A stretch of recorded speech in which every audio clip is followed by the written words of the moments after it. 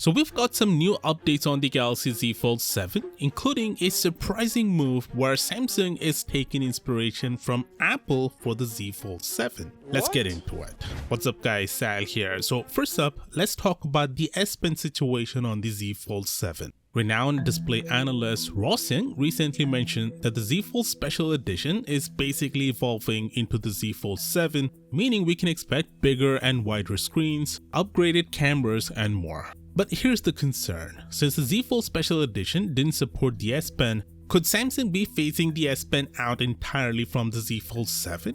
Well, we now have a solid report from ET News, one of South Korea's biggest publications, shedding light on what Samsung is actually planning for the S Pen on the Z Fold 7. First, the report confirms that the Z Fold 7 won't have a digitizer under the display. That's the component that enables S Pen functionality. So does this mean Samsung is completely ditching S Pen support on its foldables? Well, not exactly. The report clarifies that the Z Fold 7 will still support the S Pen, but the way it works is changing, and that's where Samsung is taking inspiration from Apple. Right now, Samsung uses electromagnetic resonance technology, which allows the S Pen to function without a battery. The display contains an extra digitizer layer that generates an electric field detecting the stylus input. This setup has worked well but adds extra thickness to the device. According to ET News, Samsung is now switching to active electrostatic technology, which works similarly to the Apple Pencil. Instead of the display generating the electric field, the stylus itself will do it.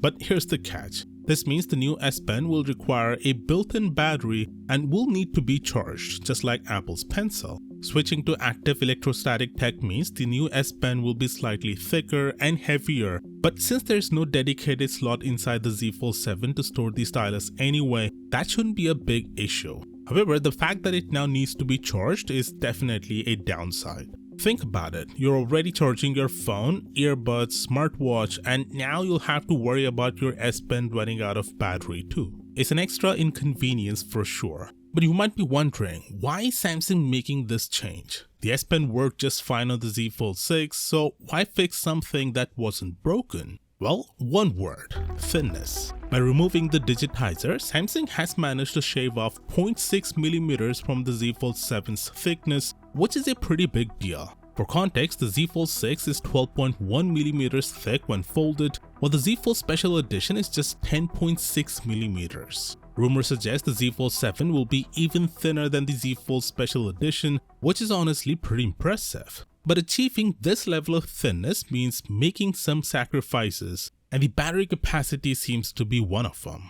According to this tipster, the Z Fold 7 will retain the same 4400 mAh battery as the Z Fold 6. Honestly, this is a bit disappointing. The Z Fold Special Edition, despite having a larger screen and the same battery capacity, still managed to deliver similar battery life to the Z Fold 6. So it's safe to assume the Z Fold 7's battery life won't see any major improvements either. Now let's be real, the battery life on the Z Fold 6 was decent but nothing to brag about.